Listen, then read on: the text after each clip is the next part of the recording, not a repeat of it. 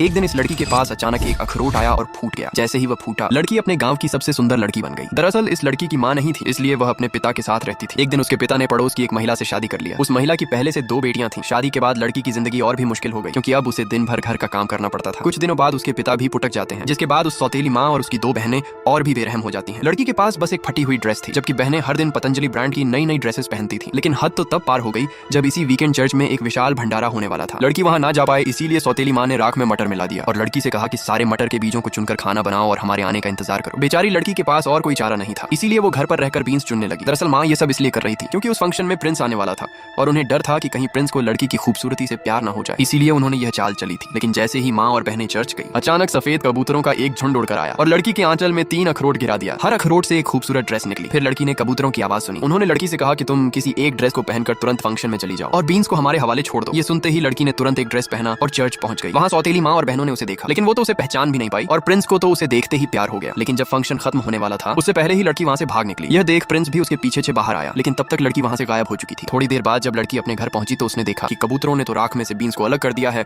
और उनसे खाना भी बना दिया है। जब माँ और बहनें लौटी तो उसके सामने बढ़ा चढ़ाकर बताने लगी कि राजकुमार तो बस उन्हें ही देख रहा था। तब लड़की मुस्कुराई और बोली, मैं तो केले के ठंब पर बैठकर सब कुछ देख रही थी, राजकुमार ने तो तुम लोगों की तरफ देखा तक नहीं। यह सुनते ही बहनों का गुस्सा फूट पड़ा और उन्होंने वह पेड़ ही कटवा दिया। अगले वीकेंड पर चर्च में ऑर्केस्ट्रा आने वाला था। इस बार सौतेली माँ कुछ भी गड़बड़ नहीं होने देना चाहती थी, इसीलिए उसने फिर से लड़की को घर पर रहकर बीन्स चुनने के लिए छोड़ दिया। लेकिन जैसे ही वह चर्च के लिए रवाना हुई, वह पक्षी फिर से उड़कर चले आई और लड़की से कहने लगे कि अरे तू जल्दी से फंक्शन में चली जा, तेरे बीन्स हम छांट लेंगे। यह सुनते ही लड़की ने फटाक से दूसरी ड्रेस पहनी और फिर चर्च पहुंच गई।